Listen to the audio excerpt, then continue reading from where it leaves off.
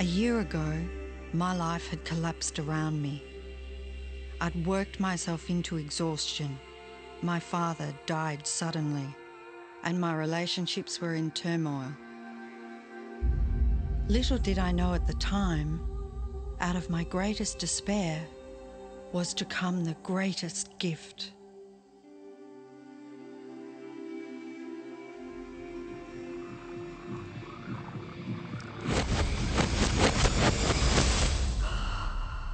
I'd been given a glimpse of a great secret. Purpose becomes past. I began tracing the secret back through history.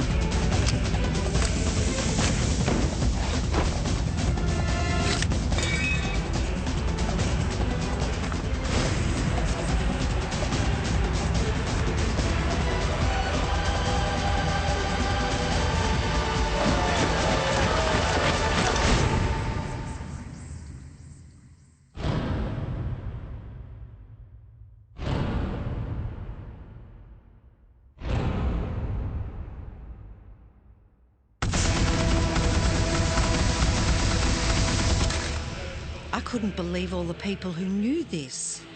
They were the greatest people in history.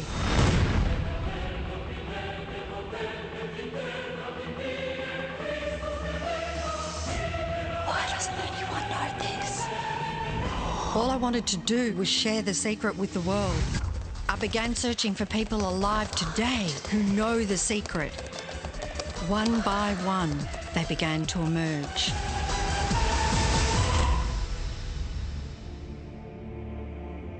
You know, this secret gives you everything you want. Happiness, health, and wealth. You can have, do, or be anything you want.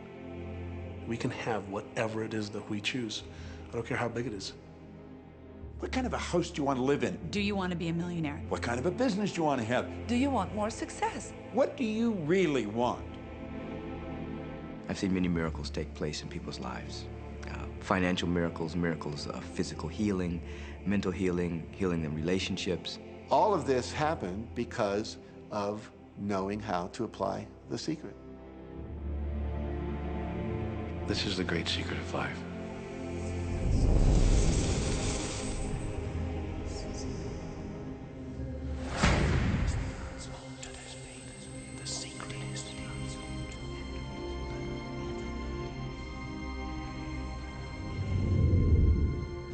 You've probably been sitting there wondering, what is the secret? I'll tell you how I have come to understand it. We all work with one infinite power. We all guide ourselves by exactly the same laws. The natural laws of the universe are so precise that we don't even have any difficulty building spaceships. We can send people to the moon, and we can time the landing with the precision of a fraction of a second. I don't care if you're in India, if you're in Australia, New Zealand, Stockholm, or London, or Toronto, or Montreal, or New York. We're all working with one power, one law. It's attraction. The secret is the law of attraction. Everything that's coming into your life, you are attracting into your life. And it's attracted to you by virtue of the images you're holding in your mind. It's what you're thinking. You see, whatever is going on in your mind, you are attracting to you. Now, wise people have always known that. You can go right back to the ancient Babylonians. They've always known this. It's a small, select group of people. Why do you think that 1% of the population earns around 96% of all the money that's being earned? Do you think that's an accident? It's no accident.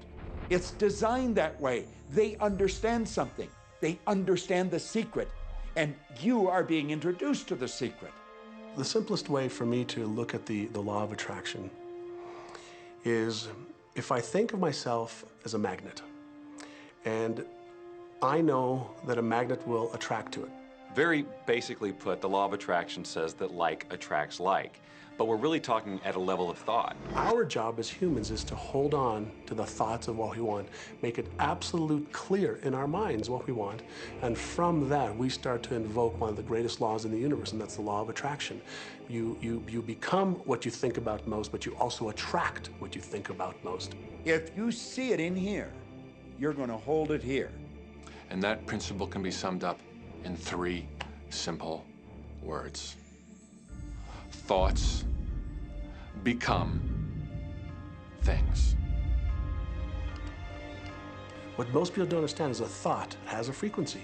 Every thought has a frequency. We can measure a thought. And so if you're thinking that thought over and over and over again, or if you're imagining in your mind, okay, having that brand new car, having the money that you need, building that company, finding your soulmate, if you imagine what that looks like, you're emitting that frequency on a consistent basis. Thoughts are sending out that magnetic signal that is drawing the parallel back to you. See yourself living in abundance, and you will attract it.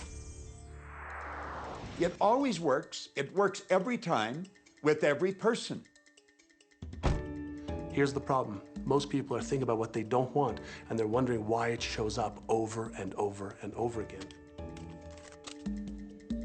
The law of attraction doesn't care whether you perceive something to be good or bad, or whether you don't want it or whether you do want it. It's responding to your thoughts. So if you're sitting there looking at a mountain of debt, feeling terrible about it, that's the signal you're putting out into the universe. Wow, I feel really bad because of all this debt I've got. You're just affirming it to yourself. You feel it on every level of your being. That's what you're going to get more of. The law of attraction is really obedient. When you think of the things that you want and you focus on them with all of your intention, the law of attraction will give you what you want every time. When you focus on the things that you don't want, I don't want to be late, I don't want to be late, you really are calling that into existence. The law of attraction doesn't hear that you don't want it, and so it's going to show up over and over and over again. The law of attraction is not biased to wants or don't wants. It manifests the things that you're thinking of. The law of attraction is always working. Whether you believe it or understand it or not, it's always working. It's working as much as you're thinking. Anytime your thoughts are flowing, the law of attraction is operational. When you're thinking about the past, the present, or the future, the law of attraction is working. It's an ongoing process. You don't press pause, you don't press stop. It is forever in action, as your thoughts are.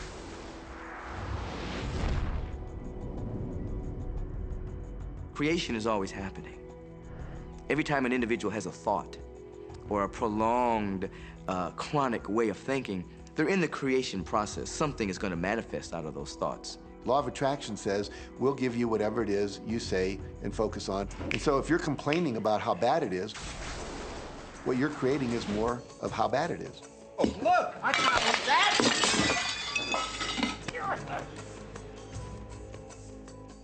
I had a student named Robert. Robert was a gay man, and he was taking an online course I have, part of which entails email access to me.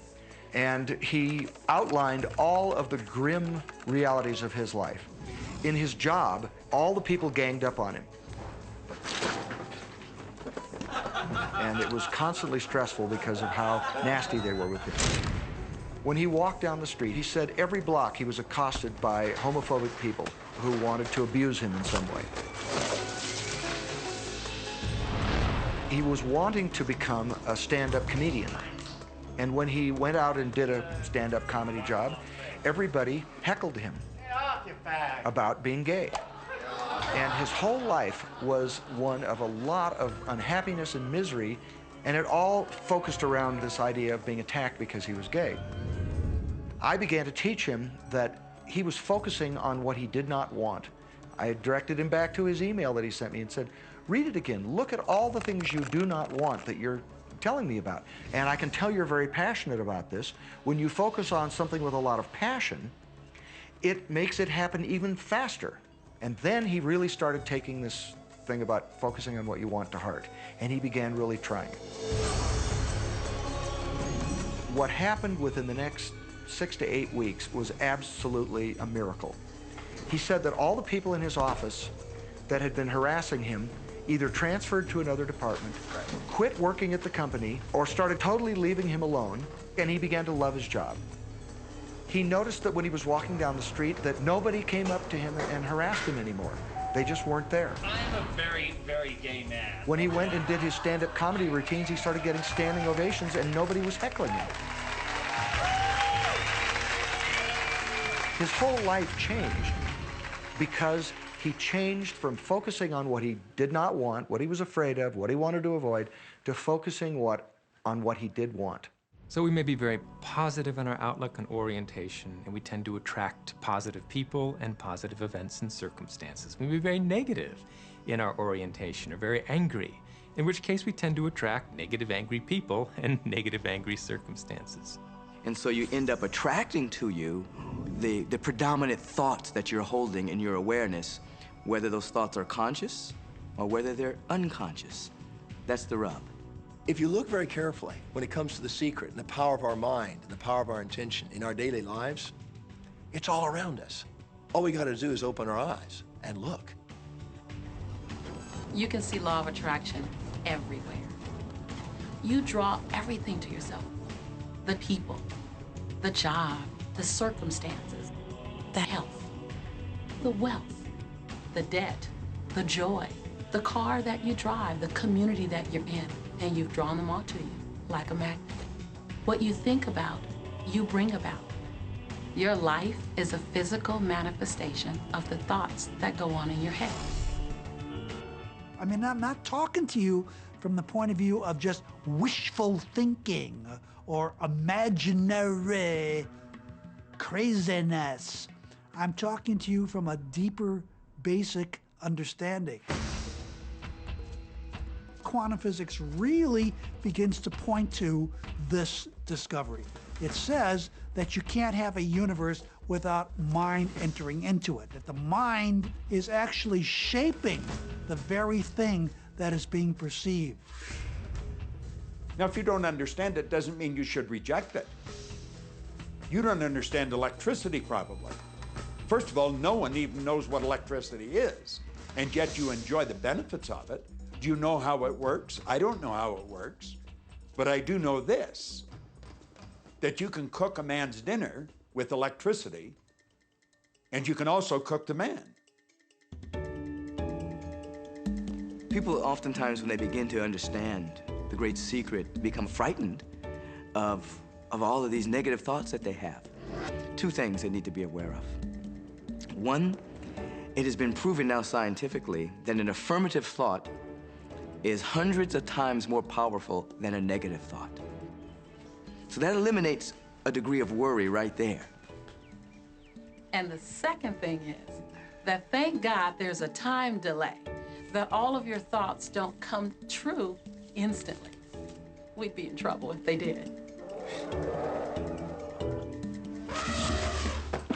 The time delay serves you. It allows you to reassess, think about what you want, and make a new choice. So you want to become aware of your thoughts, you want to choose your thoughts carefully, and you want to have fun with this, because you are the masterpiece of your own life. You are the Michelangelo of your own life. The David that you are sculpting is you, and you do it with your thoughts. The leaders in the past who had the secret wanted to keep the power and not share the power. So they kept people ignorant of the secret. People went to work, they did their job, they came home. They were on a treadmill with no power because the secret was kept in the few. We live in a universe in which there are laws. Just as there's a law of gravity, if you fall off a building, it doesn't matter whether you're a good person or a bad person, you're gonna hit the ground. Everything that's around you right now in your life, including the things you're complaining about, you've attracted. Now, I know at first blush that's going to be something that you hate to hear. You know, you're going to immediately say, I didn't attract the car accident. I didn't attract this particular client. I didn't particularly attract the debt. I didn't attract whatever it happens to be that you're complaining about. And I'm here to be a little bit in your face and to say, yes, you did attract it. And this is one of the hardest concepts to get. But once you've accepted it, it's life transforming. This is part of the overall giant secret here. And most of us attract by default. We just think that we don't have any control over it. Our thoughts are on autopilot, our feelings are on autopilot, and so everything is just brought to us by default. Now, if this is your first time to hear this, it may feel like, oh, I have to now monitor my thoughts. This is going to be a lot of work. It will seem like that at first, but that's where the fun begins. It's impossible to monitor every thought we have. Researchers tell us that we have about 60,000 thoughts a day. Can you imagine how exhausted you'd feel trying to control all of those thoughts? Fortunately, there's an easier way, and it's our feelings. Our feelings let us know what it is that we're thinking. So your thoughts cause your feelings. The emotions are this incredible gift that we have to let us know what we're attracting. Think about your feelings. You have good feelings and you have bad feelings. And you know the difference between the two because one makes you feel good and the other makes you feel bad. It's the depression, it's the guilt, it's the resentment, the anger. It's those feelings. They don't make you feel empowered. Those are the bad feelings. On another level, it's called bad frequency or bad vibes or whatever you want to call it. The flip side to that is that you have good emotions, good feelings, and you know when they come because they make you feel good. Excitement, joy, gratitude, love. Imagine if we can feel that way every day. When you celebrate the good feelings, you'll draw to you more good feelings and things that make you feel good. So it's really so simple. It's right there. The answer is, what am I attracting right now? Well, how do you feel? I feel good. Well, good. Keep doing that. Our feelings are a feedback mechanism to us about whether we're on track or not, whether we're on course or off course.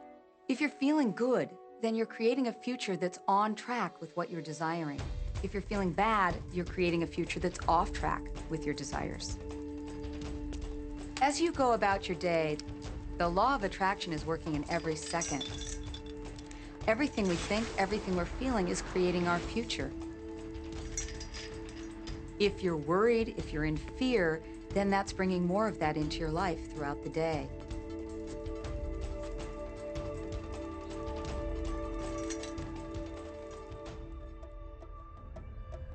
Whatever you're thinking and feeling today is creating your future.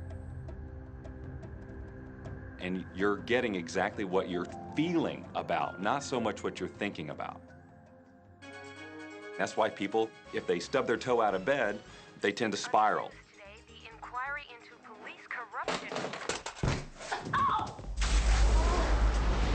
The whole day goes like that, you know? They have no clue that a simple shifting of their emotions can change their entire day and life.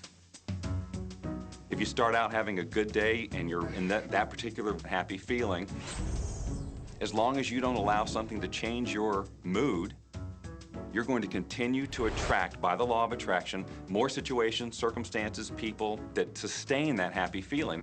Good days, bad days, rich get richer, poor get poorer. It's all about what these people are predominantly and continually feeling. You can begin right now to feel healthy. You can begin to feel prosperous. You can begin to feel the love that's surrounding you, even if it's not there. And what will happen is the universe will correspond to the nature of your song.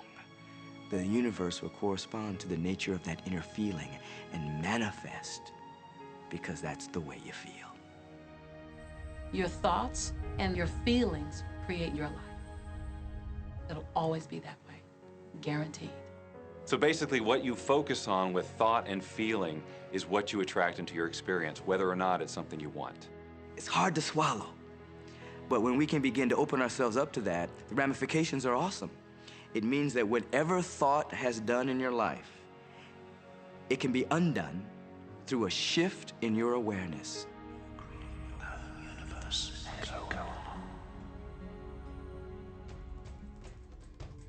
It's really important that you feel good, because this feeling good is what goes out as a signal into the universe and starts to attract more of itself to you. So the more you can feel good, the more you will attract the things that help you feel good, and it'll keep bringing you up higher and higher. When you're feeling down, do you know that you can change it like that? Put on a beautiful piece of music. Start singing. That'll change your emotion. Or think of something beautiful. Think of a baby. Maybe one you love. And dwell on it. Really keep that thought in your mind. Block everything out but that thought. I guarantee you'll start to feel good. This principle applies to your family pet, for instance, which I believe are wonderful because they put you in a great emotional state. When you feel love for your pet, that's a great state of love. It's going to bring goodness into your life. What a gift that is. Once you begin to understand and truly master your thoughts and feelings, that's when you see how you create your own reality. That's where your freedom is. That's where all your power is. That's when you see how you can become a deliberate creator of your life. And when you are a deliberate creator of your life and you use this law of attraction, you will have a life that is beyond what you can possibly imagine right now. Since I learned the secret and started applying it to my life has truly become magical. I think the kind of life that everybody dreams of, and I live on a day-to-day basis. I live in a $4.5 million mansion. I have a wife to die for. I get to vacation in all the fabulous spots of the world. I've climbed mountains, I've explored, I've been on safari. And all of this happens and continues to happen because of knowing how to apply the secret.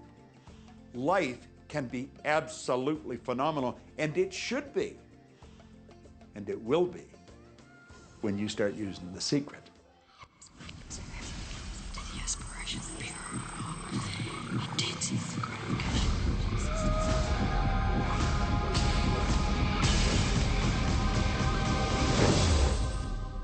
Well, a lot of people ask me what their job is in the creative process and what the job of the universe is. So let's look at that for a moment. Let's use this metaphor. If you think about Aladdin and his lamp, you've probably heard of that one. I mean, Aladdin picks up the lamp and he dusts it off, and out pops the genie.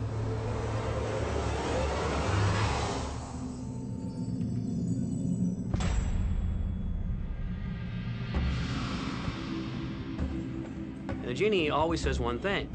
Your wish is my command.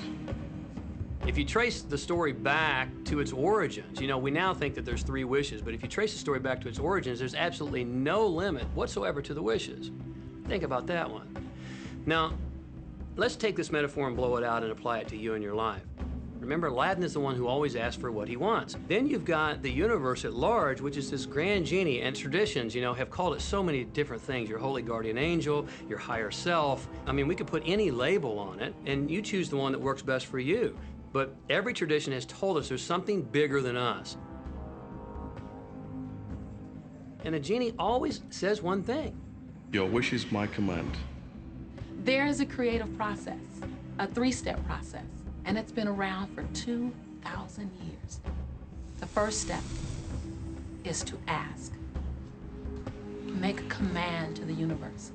Let the universe know what you want. The universe responds to your thoughts.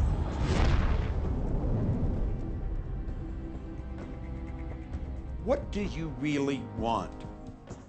Sit down and write it out on a piece of paper. Write it in the present tense. You might begin by writing, I am so happy and grateful now that, and then explain how you want your life to be in every area. And this is really fun. This is like having the universe as your catalog, and you flip through it and you go, well, I'd like to have this experience, and I'd like to have that product, and I'd like to have a person like that. It is you just placing your order with the universe. It's really that easy. Step 2 is believe. Believe that it's already yours.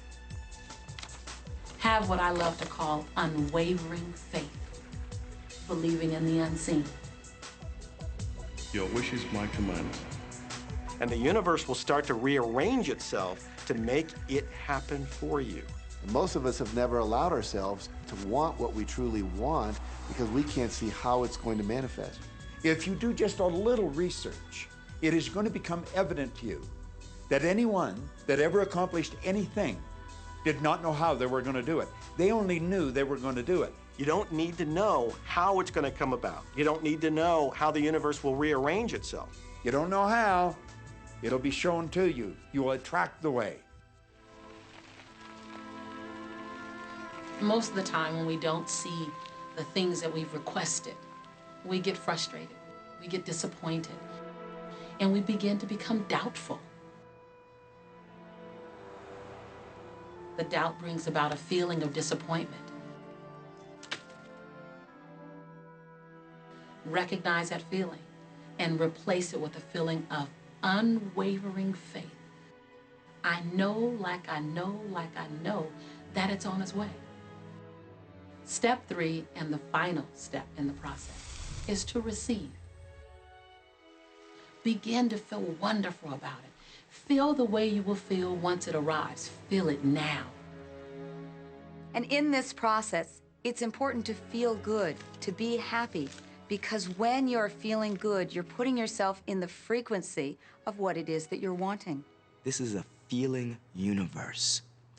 So if you just intellectually believe something, but you have no corresponding feeling underneath that, you don't necessarily have enough power to manifest what you want in your life. You have to feel it.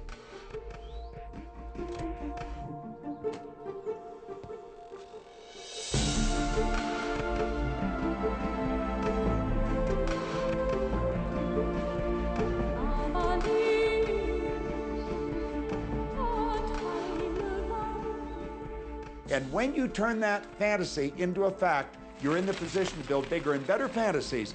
And that, my friend, is the creative process. So the law of attraction, the study and practice of the law of attraction is just figuring out what will help you generate the feelings of having it now. Go test drive that car. Go shop for that home. Get in the house. Do whatever you have to do to generate the feelings of having it now and remember them. Whatever you can do to do that will help you to literally attract it. It could be you wake up and it's just there, it's manifest. Or you might get some inspired idea of some action to take.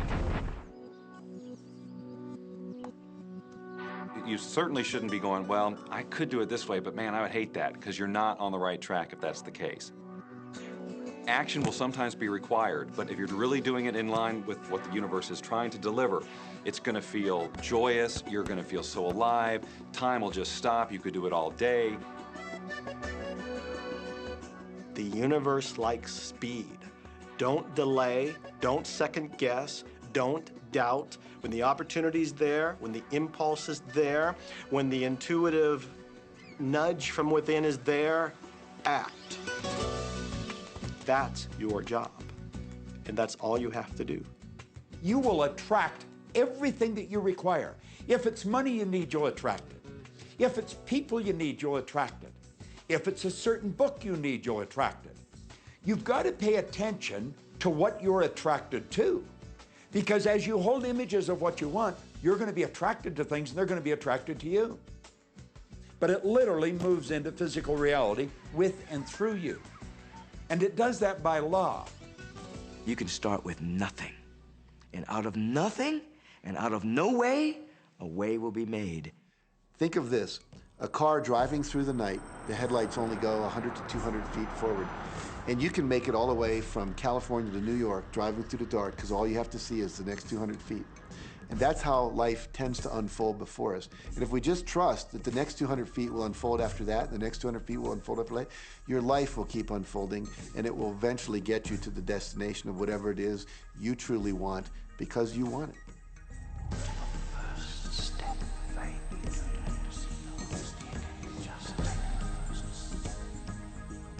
Well, another thing people wonder about is how long is this going to take? How long will it take to manifest the car, the relationship, the money, whatever it happens to be? Well, I don't have any rule book that says it's going to take you 30 minutes or 3 days or 30 days. I think it's more a matter of you being in alignment with the universe itself. Size it's nothing to the universe. It is no more difficult to attract on a scientific level something that we consider huge to something that we consider infinitesimally small. The universe does everything it does with zero effort. Grass doesn't strain to grow. It's effortless. It's just this great design. It's all about what's going on up here. It's about what we put in place, saying this is big, it's going to take some time. This is small, oh, I'll give it an hour. You know, those are our rules that we define. There are no rules according to the universe. You provide the feelings of having it now, it will respond. Some people have an easier time with little things, and so we sometimes say, well, start with something small, like a cup of coffee. Make it your intention to attract a cup of coffee today. Hold an image of talking to an old friend that you haven't seen for a long time. Somehow or another, somebody's going to start talking to you about that person. That person's going to phone you, or you'll get a letter from them. People are amazed how that I line up car parks, and I've done this right from when I first understood The Secret. I would visualize a car space exactly where I want it, and 95% of the time it would be there for me, and I'd just pull straight in. 5% of the time I'd have to wait just a minute or two, and the person would pull out and I'd pull in. So I do that all the time.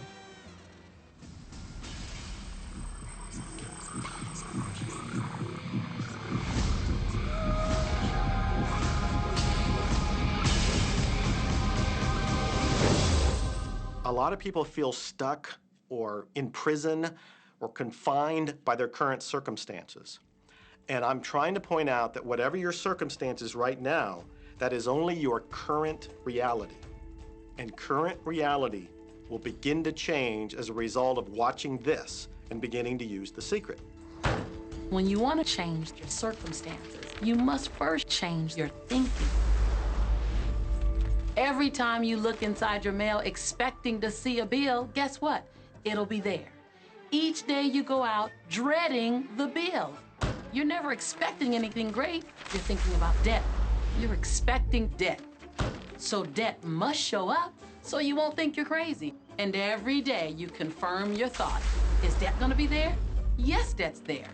Is debt gonna be there? Yes, debt's there. Why? Because you expected debt to be there. So it showed up because the law of attraction is always being obedient to your thoughts. Do yourself a favor. Expect a check. Most people look at their current state of affairs and they say, this is who I am. That's not who you are. That's who you were. You see, if you look at your current state of affairs right now, let's say, for instance, that you don't have a lot of money in your bank account, or you don't have the relationship that you want, or your health and fitness isn't up to par. That's not who you are. That's the residual outcome of your past thoughts and actions. So we're constantly living in this residual, if you will, of the thoughts and the actions we've taken in the past. When you look at your current state of affairs and define yourself by that, then you doom yourself to have nothing more than the same in the future.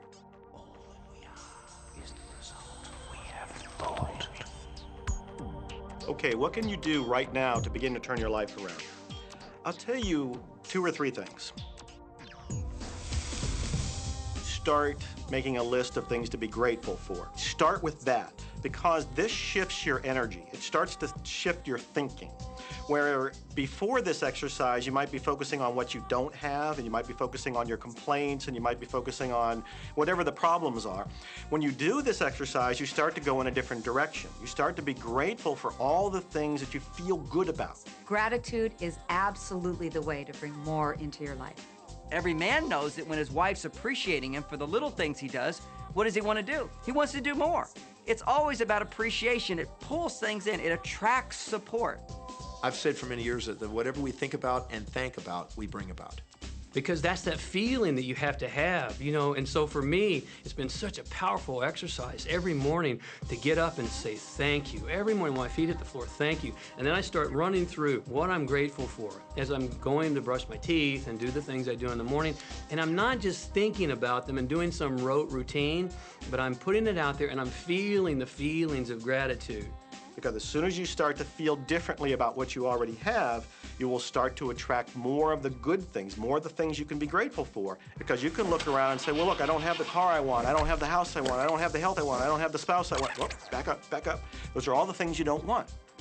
Focus on what you already have that you're grateful for. And it might be you have the eyes to watch this. It might be the clothes that you have. Yes, you might prefer something else, and you might get something else pretty soon if you start feeling grateful for what you have. I think everybody goes through times when they say, oh man, things aren't working right, or things are going bad, and there were some things going on in my family, and I found a rock. I was just sitting here holding this rock. You might see me carrying around. I found a rock, I stuck it in my pocket, and I said, you know what, every time I touch this rock, I'm gonna think of something that I'm grateful for. And so every morning when I get up in the morning, I pick it up off the dresser, I put it in my pocket, and I go through the things that I'm grateful for. At night, what do? You empty your pocket, and there it is again. And I've had some different experiences with that. I've had some amazing experiences. I had a guy from South Africa, and he saw me drop it. He said, what is that? Well, what's that? I explained it to him, so he started calling it a gratitude rock. Gratitude rock. 2 weeks later, I got an email from him, from South Africa. And he said, my son is dying from a rare disease. It's a type of hepatitis. He said, would you send me 3 gratitude rocks? Now, they're just rocks I found off the street, you know? So I said, sure. I had to make sure that the rocks were very special. And so I went out to the stream, looked, picked out the right rocks, and sent them off to him. 4 or 5 months later, I get an email from him. He said, my son's better. He's doing terrific. And he said, but you need to know something. He says, we've sold over 1,000 rocks at $10 a piece as gratitude rocks, and we've raised all this money for charity. Thank you very much. And so it's very important to be in an attitude of gratitude, as I call it. Another thing that I would suggest that you do right now to turn your life around, and this is so huge that I can't find the words to describe just how powerful this can be for you.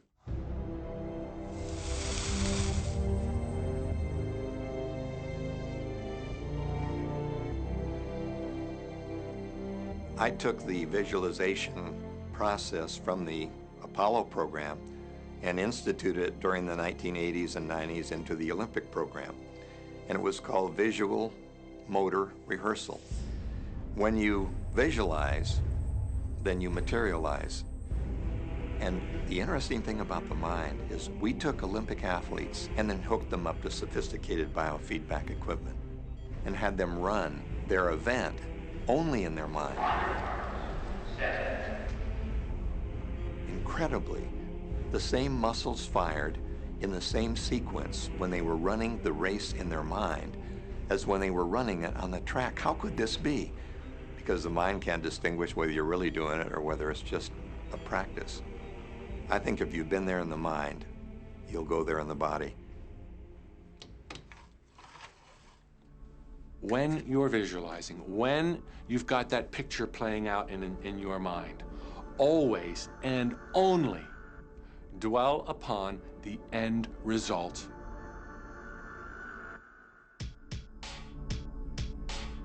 Here's an example. Look at the back of your hands right now. Really, look at the back of your hands. The color of your skin, the freckles, the blood vessels, the rings, the fingernails, the fake fingernails. Take in all those details right before you close your eyes. And then see those hands, your fingers, wrapping around the steering wheel of your brand new car.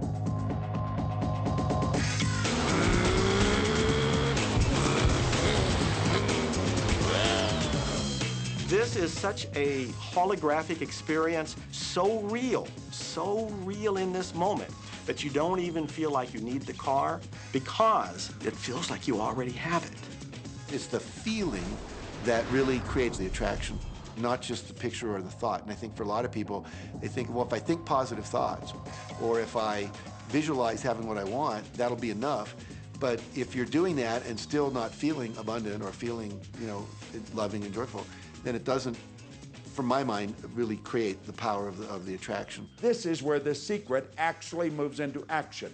You put yourself in the feeling place of really being in that car, not, oh, I wish I could get that car, or someday I'll have that car, because that's a very definite feeling associated with that. It's not in the now, it's not, you know, it's in the future. If you stay in that feeling, it will always be in the future. Feel the joy, feel the happiness, no matter how silly it seems in that dark and quiet room, and you're going, woohoo! Do it! A lot of people will say, you know, come on, do I have to do that? How bad do you want change?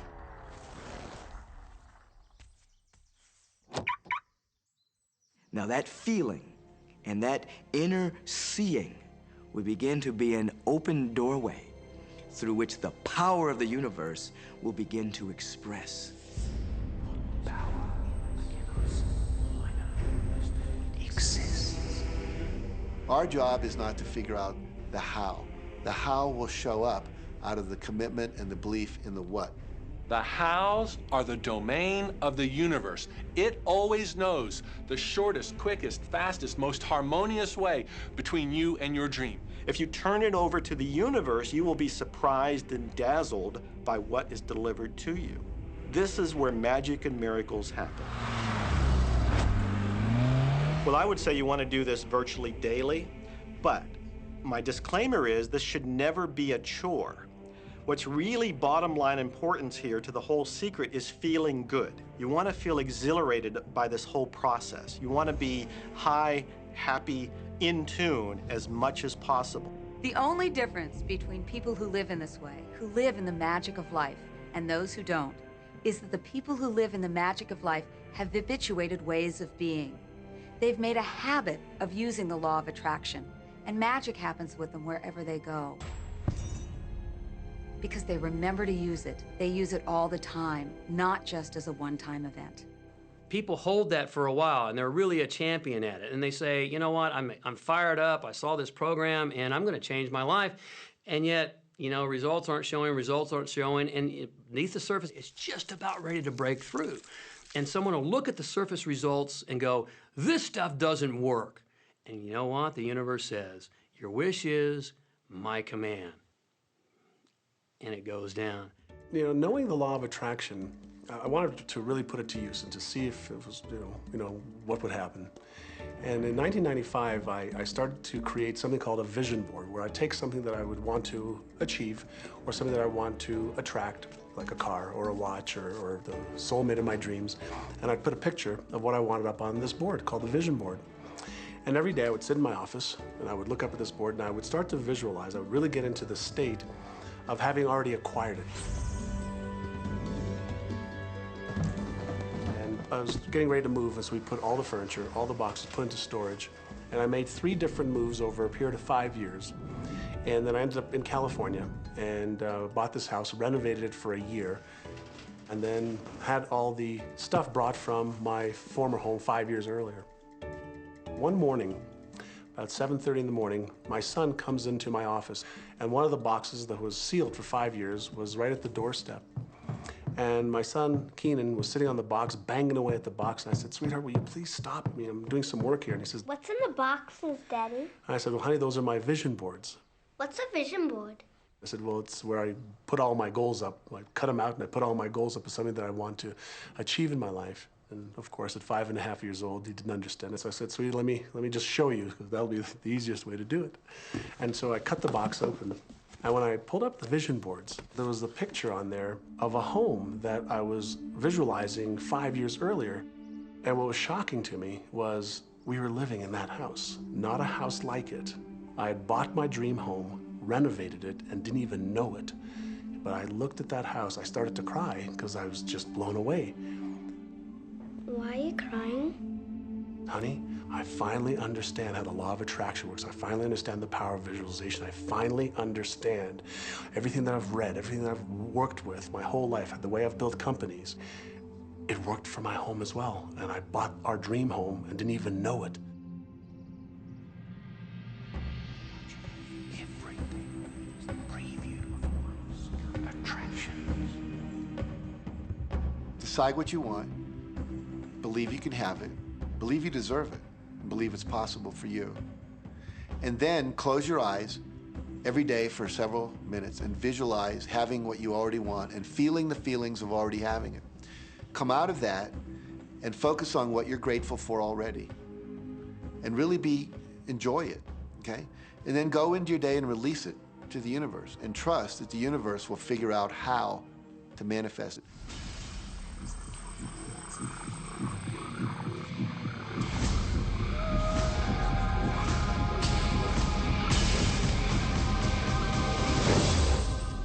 No, The Secret was definitely a real transformation for me because I grew up in a family where my dad was very negative, thought that rich people were people that had ripped everyone off, thought that anyone who had money, must have deceived somebody.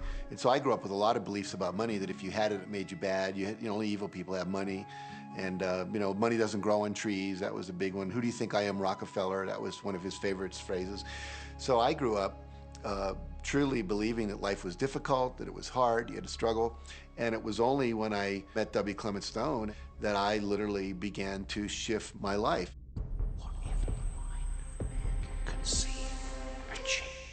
When I was working with Stone, he said, I want you to set a goal that's so big that if you achieved it, it would blow your mind. And you would know it's only because of what I've taught you that you would have achieved this goal. Well, at the time, I was making about $8,000 a year. And for some reason, I wanted something that was really measurable. So I said, I want to make $100,000 in a year. Now, I had no idea how I could do that. I saw no strategy, no possibility, but I just said, I'm going to declare that, I'm going to believe it, I'm going to act as if it's true, and release it. And so I did that. And one of the things he taught me was every day to close your eyes and visualize the goal as if it's already achieved. And I had actually made a $100,000 bill that I put on the ceiling. So the first thing I'd see when I woke up, I'd look up and there it was. It would remind me that this was my intention. And then I would close my eyes and visualize having this $100,000 a year lifestyle. And interestingly enough, nothing major happened for about 30 days. I didn't have any great breakthrough ideas. No one was offering me more money. And all of a sudden, I was in the shower, it was about 4 weeks into it, and I had a $100,000 idea. It just came right into my head. I had a book I had written, and I said, if I could sell 400,000 copies of my book at a quarter each, that'd be $100,000. Now, the book was there, but I never had this thought. And one of the secrets, I think, is that when you have inspired thought, you have to trust it and you have to act on it. Now, I didn't know how to do that. I didn't know how I was going to sell 400,000 copies. We'd never done that. And then I saw the National Enquirer at the supermarket. I had seen that millions of times, and it was just background. And all of a sudden, it jumped out of me as foreground, and I thought, wow, if readers knew about my book, certainly 400,000 people would go out and buy it. And about 6 weeks later, I gave a talk at Hunter College in New York to 600 teachers, and this lady comes up at the end and she says, that was a great talk. I'd like to interview you. Let me give you my card. And I said, who do you write for? I'm a freelancer, but I sell most of my stuff to the National Enquirer. And I had this little theme from the Twilight Zone went off in my head. Na, na, na, na, na, na. You're like, whoa, this stuff's really working. So that article came out, and our book sales started to take off. But the point I want to make is that I was attracting into my life all these different events, including this person. And to make a long story short, I did not make $100,000 that year. We made $92,327. But do you think we were like depressed and going, this doesn't work? No, we were going, whoa, this is amazing. And so my wife said to me, wow, if it works for 100,000, you think it'd work for $1 million? And I said, I don't know, I think so, let's try it. My publisher actually wrote me a check as a royalty check for our first Chicken Soup for the Soul book. And he actually put a smiley face in his signature because it was the first $1 million check he'd ever written. And so I know from my own experience, because I wanted to test it, does this secret really work? And we put it to the test, it absolutely worked. And now I live my life from that every single day. Well, I can just imagine what a lot of people that are watching this are thinking. And that is, how can I attract more money into my life? How can I get more of the green stuff? How can I get more wealth and prosperity? How can I, when I love my job, deal with the credit card debt that I have? And the realization that maybe there's a ceiling on the money that can come in because it's coming to me through my job. How can I bring in more? Intended. This goes back to one of the things we've been talking about throughout the whole secret. Your job is to declare what you would like to have from the catalog of the universe. Well, if cash is one of them, say how much you would like to have. I would like to have $25,000 unexpected income within the next 30 days, or whatever it happens to be. It should be believable for you. Most people have a goal of getting out of debt. That'll keep you in debt forever. Whatever you're thinking about, you will attract. You'll say, but it's get out of debt. I don't care if it's get out or get in. If you're thinking debt, you're attracting debt. Set up an automatic debt repayment program and then start to focus on prosperity. So many times people say to me, well, I'd like to double my income in the next year. But then you look at their actions and they're not doing the things that are going to make that happen. And they'll turn right around and go, well, I can't afford that. Okay, guess what? Your wish is my command.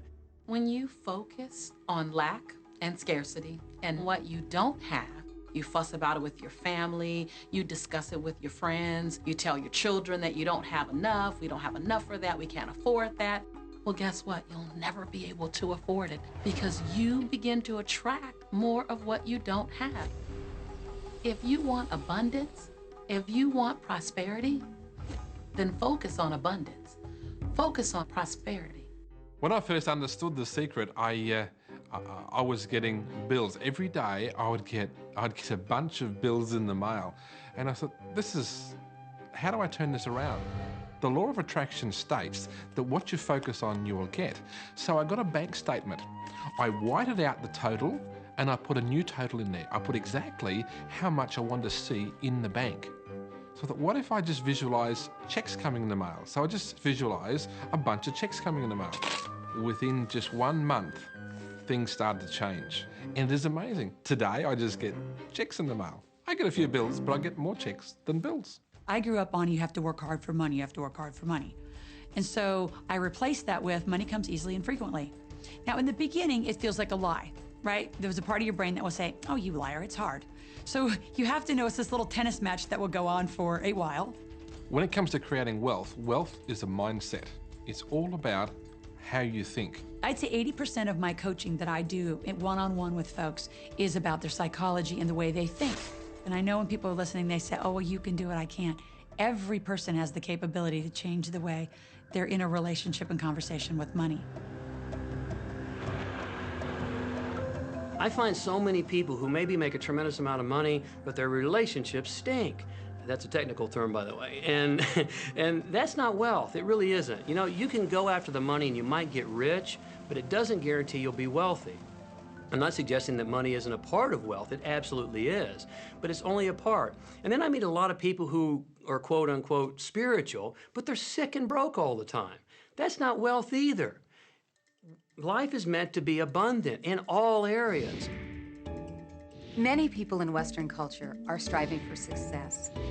They want the home, they want the great business, they want all these outer things. But what we found in our research is that having these outer things does not necessarily guarantee what we really want, which is happiness. So we go for these outer things, thinking they're going to bring us happiness, but it's backwards. You need to go for the inner joy, the inner peace, the inner vision first, and then all of the outer things appear.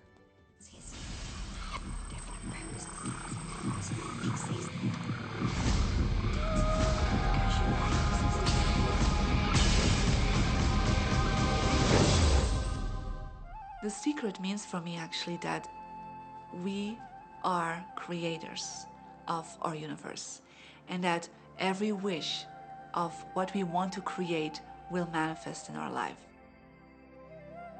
Therefore, it's very important what you wish, what your thoughts are, what your feelings are, because it will manifest. Now, one day I went into somebody's home, and he was an art director of a very famous film producer.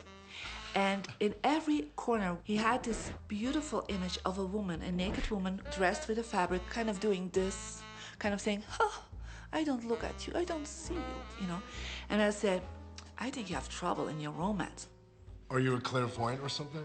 No, but look, 7 places you have exactly that woman. But I love that kind of painting. I painted it myself. That's even worse, I said, because you put all your creation and your creativity in it. Now he's this gorgeous looking man. He has all these actresses around him because that's the work he does. He doesn't get romance.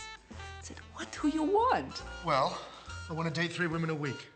Okay, paint yourself with 3 women and hang it in every corner.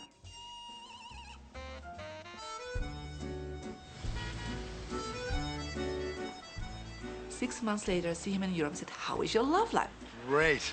They just call me. They all want to date me. Because that's your wish. Now I have like 3 dates a week. They're fighting over me.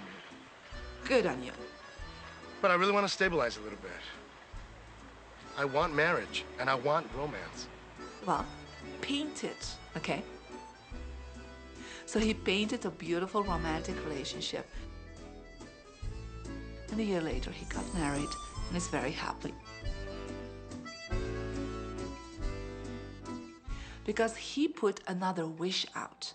But he wished it in himself for years, but it did not happen. Because his wish could not manifest because the outer level of himself, his house, was just contradicting himself all the time. So if you know this knowledge, you should start playing with it. Inside relationships, it's important to first understand who's coming into the relationship, and not your partner, but to understand yourself. How can you ever expect anyone else to enjoy your company if you don't enjoy your own company? And so, again, the law of attraction, or the secret, is about bringing that into your life, and you've got to get really, really clear. Here's the question I would ask you to consider. Do you treat yourself the way that you want other people to treat you? You become the solution for you. Don't like, now you owe me and you need to give me more. Instead, give more to yourself. Take time off to give to yourself, in a sense, to fill yourself up to fullness, to where now you can overflow in giving. I got into many relationships expecting my partner to show me my beauty because I didn't see my own beauty. See, when I was growing up, my heroes, or my she-ros, were the Bionic Woman, Wonder Woman, or Charlie's Angels. And while they're wonderful, they didn't look like me. It wasn't until I fell in love with Lisa, my mocha skin, my full lips, my round hips, my curly hair. It wasn't until that moment that I fell in love with me that the rest of the world was able to fall in love with me as well. There's something so magnificent about you. I have been studying me for 44 years. I want to kiss myself. Because you're going to get to love yourself. I'm not talking about conceit. I'm talking about a healthy respect for yourself. And as you love yourself, you'll love others. In relationships, we're so used to complaining about other people. My coworkers are so difficult to work with. My husband makes me so mad. Children are so lazy. It's always focusing on the other person. But for relationships to really work, we need to focus on what we appreciate about the other person, not what we're complaining about. When we're complaining about those things, we're only getting more of those things.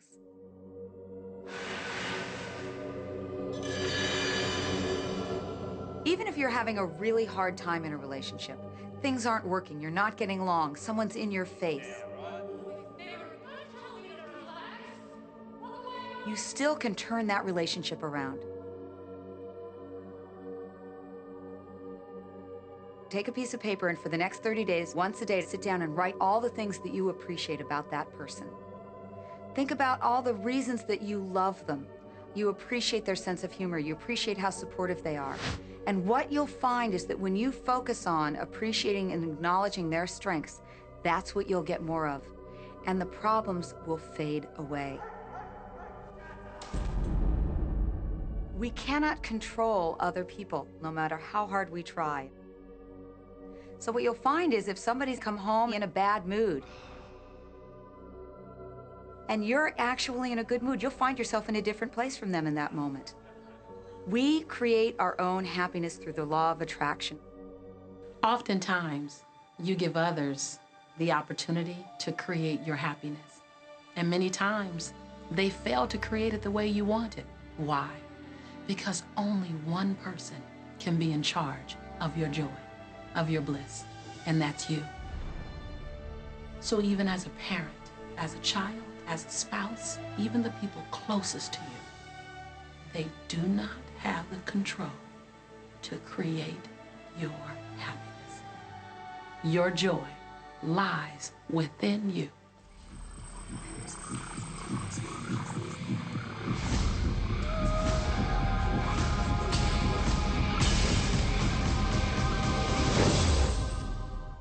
It's important to recognize that our body is really the product of our thoughts. We're beginning to understand in medical science the degree to which the nature of thoughts and emotions actually determines the physical substance and structure and function of our bodies. We've known in the healing arts of a placebo effect. A placebo is something that supposedly has no impact and no effect on the body, like a sugar pill or something. You tell the patient that this is just as effective. And what happens is the placebo has the same effect, if not greater effect, than sometimes the medication is supposed to be designed for that effect. So they found out that the human mind is the biggest factor in the healing arts, more so than sometimes the medication. If somebody is in a situation where they're sick and they have an alternative to try to explore what is in their mind creating it versus using medicine, if it's an acute situation that could bring death to them, then obviously the medicine is a wise thing to do while they explore what the mind is about. So you don't want to negate medicine. Every form of healing has a place. The universe is a masterpiece of abundance, good health, and well-being. When you open yourself up to feel the abundance of the universe, you'll experience the wonder, the joy, the bliss. You'll experience all the great things that the universe has for you. Good health, good wealth, good nature. When you shut yourself off with negative thoughts, you'll feel the discomfort, you'll feel the aches, you'll feel the pain. You'll feel as if every day is painful to get through. You know people who have had terminal disease. Stop and think of the word dis-ease. Hyphenate the word. That's a body that's not at ease. We've got 1,000 different diagnoses and disease out there. They're just the weak link. They're all the result of one thing, stress. And you put enough stress on the chain, you put enough stress on the system, and one of the links breaks. Our physiology creates disease to give us feedback, to let us know we have an imbalanced perspective and we're not loving and we're not grateful. So the body's signs and symptoms are not something terrible. The question that's frequently asked is when a person has manifested a disease in their body temple or some kind of discomfort in their life, through the power of right thinking, can it be turned around? And the answer is absolutely yes. On November 23rd, I was diagnosed with breast cancer. I truly believed in my heart, with my strong faith, that I was already healed. During the day, all day long, I would just say, thank you for my healing. On and on and on I went, thank you for my healing. I believed in my heart I was healed. I saw myself as if cancer was never in my body. One of the things I did to heal myself was to watch very funny movies. That's all we would do, is just laugh, laugh, laugh. We couldn't afford to put any stress in my life because we knew stress was one of the worst things you can do while you're trying to heal yourself. From the time I was diagnosed, which was November 23rd, to the time I was healed totally was approximately 3 months. And that's without radiation and chemotherapy. Well, we come with a basic program. It's called self-healing. You get a wound, it grows back together. You get a bacterial infection, the immune system comes and takes care of those bacteria and heals it up. The immune system is made to heal itself. Dis-ease cannot live in a body that's in a healthy emotional state. Your body is casting off millions of cells every second, and it's creating millions of new cells. In fact, literally, parts of our body are replaced every day. Other parts take a few months, other parts a couple of years. But within a few years, we have a brand new physical body. If you have a disease and you're focusing on it and you're talking to people about it, you're going to create more disease cells. See yourself living in a perfectly healthy body. Let the doctor look after the disease. You have two people, both stricken with something. But one chooses to focus on joy. They choose to live in possibility. They choose to live in hopefulness. They focus on all the reasons why they should be joyful and grateful. Then you have the second person.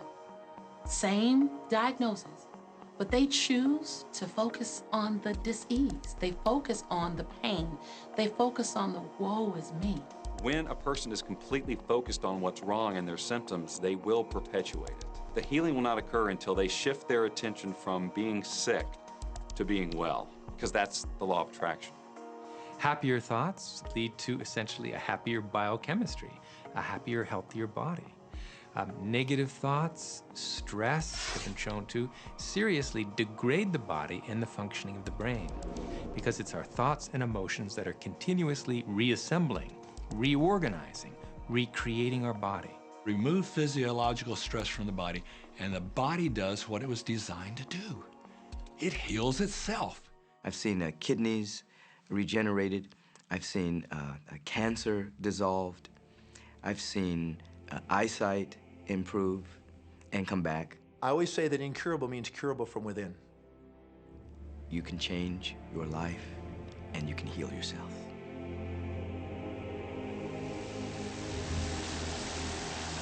Well, my story begins on March 10, 1981. It really changed my whole life. It was a day I'll never forget. I crashed an airplane.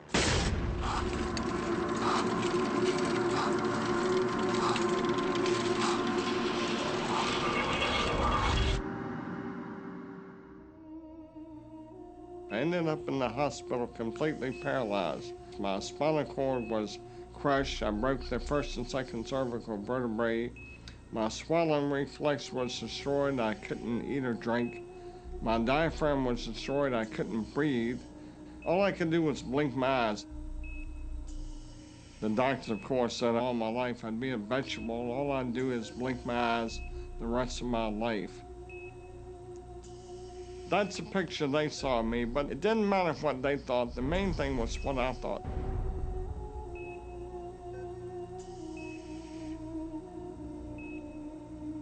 I pictured myself being a normal person again, walking out of that hospital. The only thing I had to work with in the hospital was my mind. As long as you have your mind, you can put things back together again. I was hooked to a respirator, and they said I'd never breathe on my own again because my diaphragm was destroyed. But this little voice kept saying to me, breathe deep, breathe deep.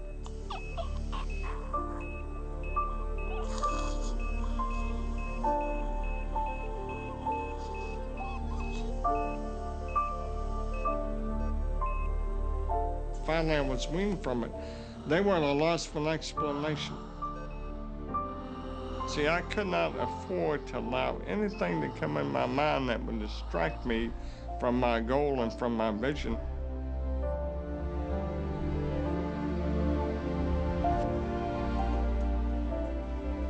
Well, I set a goal to walk out of the hospital on Christmas. That was my goal.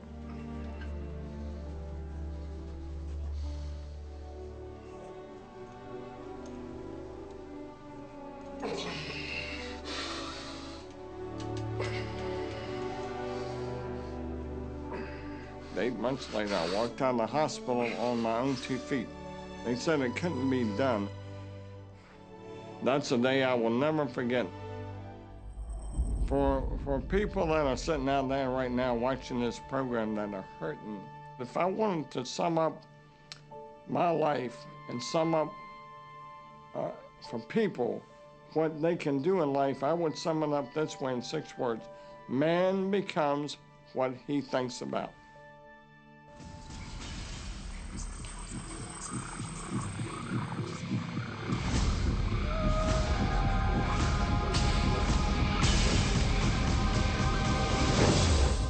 People have a tendency to look at the things that they want and say, yes, I like that. I want that. However, they look at the things that they don't want and they give just as much energy, if not more energy, with the idea that they can stamp it out. They can eliminate it, obliterate it.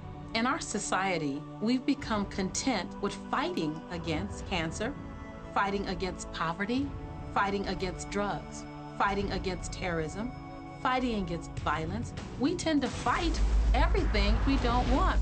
Anything we focus on, we do create.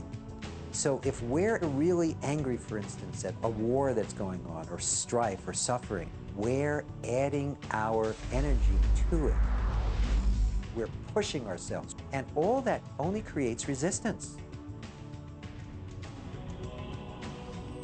The reason that what you resist persists is because if you're resisting something, you're saying, no, I don't want this thing because it makes me feel this way, the way I'm feeling right now. So you're just putting out this really strong emotion of, wow, I really don't like this feeling, and it's there, and it just comes racing towards you. You know, the anti-war movement creates more war. The anti-drug movement has actually created more drugs because we're focusing on what we don't want, drugs. How much sense does it make for us to give the problem all of the energy, as opposed to focusing on trust, love, living in abundance, education, peace? Mother Teresa was brilliant. She said, I will never attend an anti-war rally. If you have a peace rally, invite me. You know, she knew. She understood the secret. I mean, look what she manifested in the world. So if you're anti-war, be pro-peace. If you're anti-hunger, be pro-people having more than enough to eat. If you're anti a particular politician, be pro his opponent. Often elections are tipped in the favor of the person that people are really against because he's getting all the energy and all the focus. You want to focus on what you want, not what you don't want. It's okay to notice what you don't want because that gives you contrast to say, well, this is what I do want. But the fact is that the more you talk about what you don't want or talk about how bad it is, read about all of that all the time, and then say, oh, how terrible it is, well, you're creating more of that. You know, so many times people say to me, well, James, I have to be informed. Maybe you have to be informed, but you don't have to be inundated. I always say when the voice and the vision on the inside become more profound and more clear and loud than the opinions on the outside, you've mastered your life. Learn to become still and to take your attention away from what you don't want and all the emotional charge around it and place the attention on what you wish to experience. Energy flows where attention goes. It's not your job to change the world or the people around you. It's your job to go with the flow inside of the universe and to celebrate it inside the world that exists. One of the questions I get almost all the time, and it's probably on somebody's mind right now if it's not on yours, and that's the idea that, well, if everybody uses The Secret and they all treat the universe like a catalog, aren't we going to run out of stuff? Won't everybody just make a run for it and bust the bank? What's beautiful about the teaching of the Great Secret is that there's more than enough to go around for everyone. There is a lie that acts like a virus within the mind of humanity. And that lie is there's not enough good to go around. There's lack, and there's limitation, and there's just not enough. That lie has people living in fear, greed, stinginess, and those thoughts of fear, greed, stinginess, and lack become their experience. So the world has taken a nightmare pill. Now, the truth is, there's more than enough good to go around. There's more than enough creative ideas. There's more than enough power. There's more than enough love. There's more than enough joy. All of this begins to come through a mind that is aware of its own infinite nature. Every great teacher who's ever walked the planet has told us that life was meant to be abundant. And so just when we think that resources are dwindling, we find new resources to achieve the same things. And so even though we say we have lack, it's because we don't open up our vision and see all what's around us. You know, when everybody starts to live from their heart and go for what they want, they don't go for the same things. That's the beauty of this. We don't all want BMWs. We don't all want the same person. We don't all want the same experiences. We don't all want the same clothing. We don't all want fill in the blank. There's enough for everyone. If you believe it, if you can see it, if you act from it, it will show up for you. That's the truth. Everything that you want all the bliss, all the joy, all the love, all of the abundance, all of the prosperity. It's there, ready and waiting for you to grab a hold of it. Now, you got to get hungry for it. You have to want it. You got to be intentional. And when you become intentional and on fire for what you want, the universe will deliver you every single thing that you've been wanting. Recognize the beautiful and wonderful things around you and bless and praise them.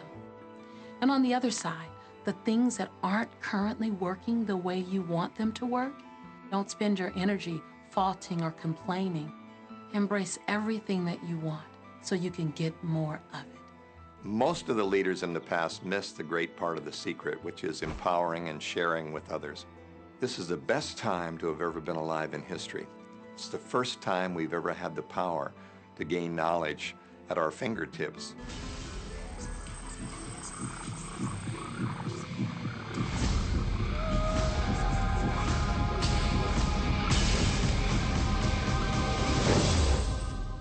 When we look around us, even at our own bodies, what we see is the tip of the iceberg. Think of this for a moment. Take your hand and look at it. Now, your hand looks solid, but it's really not. If you put it under a proper microscope, you'd see a mass of energy vibrating. Everything is made up of the exact same thing, whether it's your hand, whether it's the ocean, or whether it's a star. Everything is energy. And let me help you understand that just a little bit. There's the universe, of course, and our galaxy, and our planet, and then individuals, and then inside of this body are organ systems, and then there's cells, and then there's molecules, and then there's atoms, and then there is energy. So there are a lot of levels to talk about something on, but everything in the universe is energy. I don't care what city you're living in, you've got enough power in your body, potential power, to illuminate the whole city for nearly a week. Most people define themselves by this finite body, but you're not a finite body. I mean, even under a microscope, you're an energy field. Well, what we know about energy is this. You go to a quantum physicist and you say, what creates the world? And he or she will say, energy. Well, describe energy. Okay, it can never be created or destroyed. It's always was, always has been. Everything that ever existed always exists. It's moving into form, through form, and out of form. Okay, great. You go to a theologian and you ask the question, what created the universe? And he or she will say, God.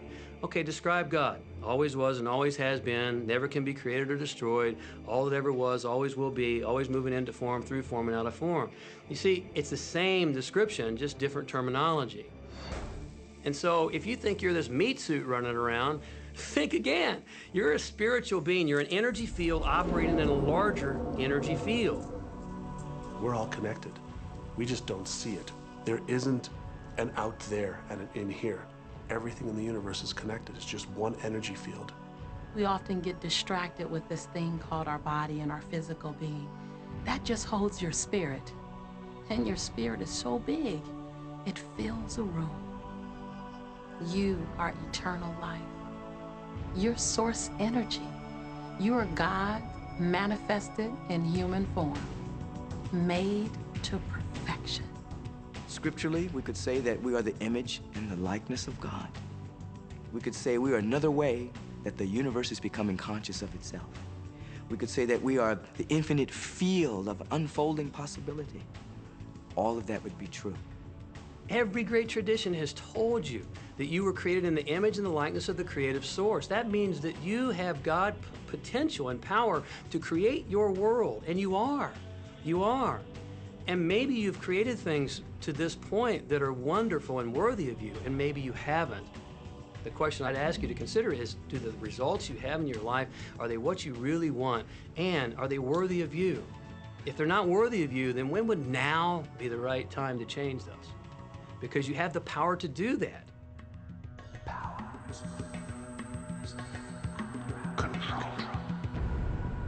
You know, a lot of people feel like they're victims in life, and they'll often point to past events, perhaps growing up with an abusive parent or in a dysfunctional family.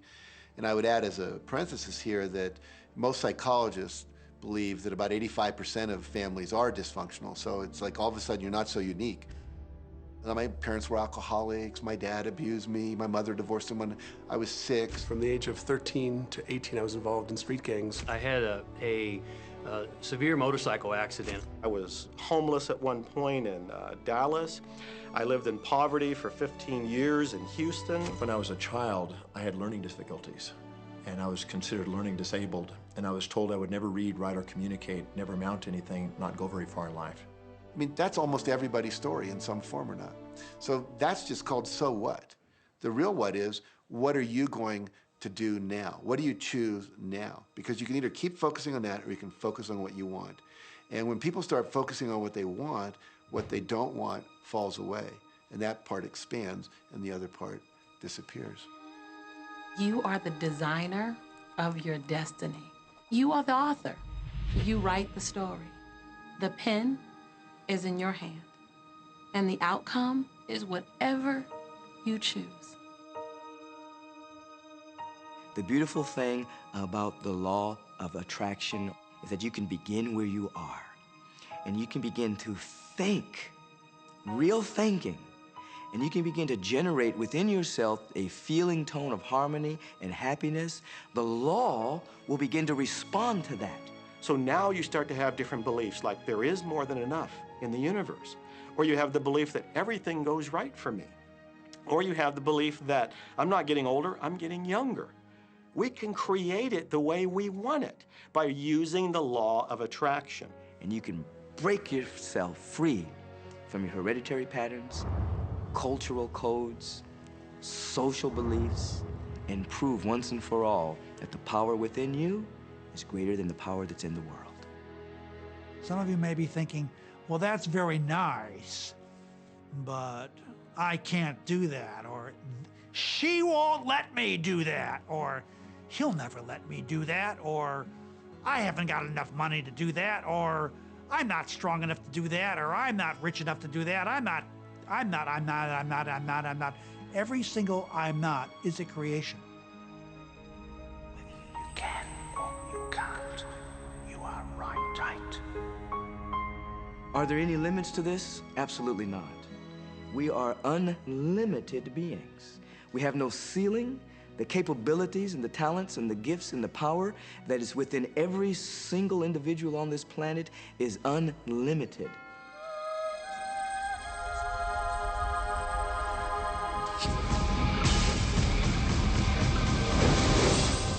There is no blackboard in the sky on which God has written your purpose, your mission in life. There's no blackboard in the sky that says, Neil Donald Walsh, a handsome guy who lived in the first part of the 21st century, who, colon, then there's a blank, you know, and all I have to do to really understand what I'm doing here, why I'm here, is to find that blackboard and find out what God really has in mind for me. But the blackboard doesn't exist. So your purpose is what you say it is. Your mission is the mission you give yourself. Your life will be what you create it as, and no one will stand in judgment of it now or ever. It took a lot of years for me to get this, because I grew up very much with this idea that, you know, there was something I was supposed to do, and if I wasn't doing it, I was like, God wouldn't be happy with me, you know? When I really got that my primary aim was to feel and experience joy, then I began to do only those things which brought me joy. We have a saying, you know, if it ain't fun, don't do it, you know? Joy, love, freedom, happiness, laughter. That's what it is. And if you've just experienced joy sitting there and meditating for an hour, by golly, do that. If you experience joy eating a salami sandwich, then do that. When I pet my cat, I'm in a state of joy. When I walk in nature, I'm in a state of joy. So I want to constantly put myself in that state. And when I do that, then all I have to do is have the intention of what I want, and what I want manifest. So inner happiness actually is the fuel of success. Anything that makes you feel good is always going to be drawing in more. You are listening to this right now. It's you that drew this into your life. It's your choice whether you want to take it and utilize it, If it feels good, if it doesn't feel good, then you know, let it go. Find something that feels good, that resonates with your heart. Bliss.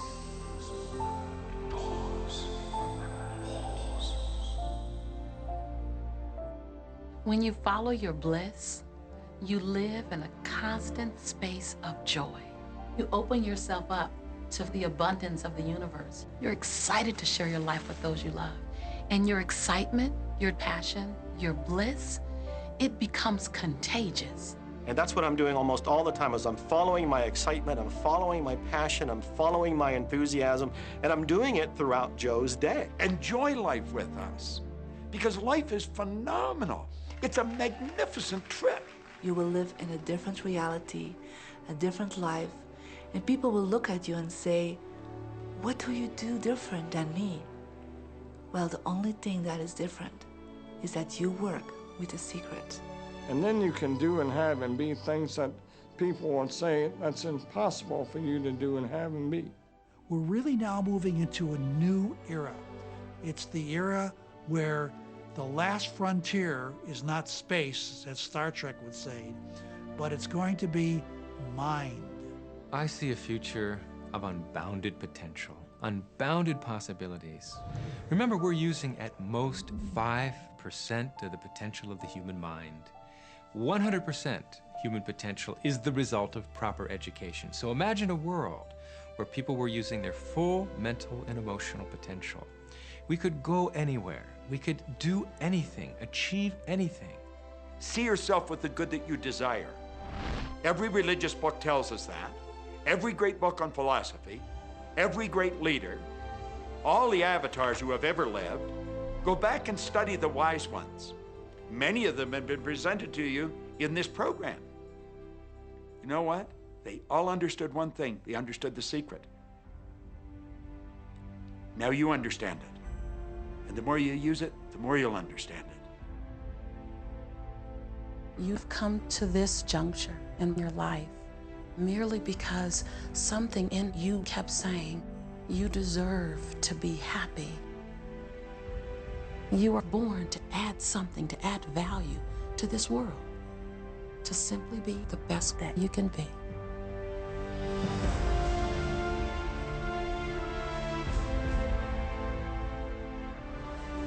Every single thing you've been through, every single moment that you've come through, were to all prepare you for this moment right now. Now you get that you are the creator of your destiny. Imagine what you can do from this day forward with what you now know. What will you do with the moment? How will you seize the moment?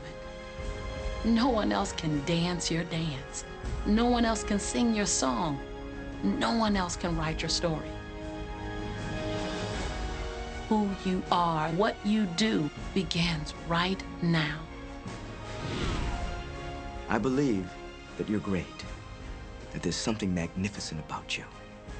Regardless of what has happened to you in your life, regardless of how young or how old you think you might be, the moment you begin to think properly, there's something that is within you, there's power within you that's greater than the world, it will begin to emerge. It will take over your life. It will feed you. It will clothe you. It will guide you, protect you, direct you, sustain your very existence if you let it. Now that is what I know for sure.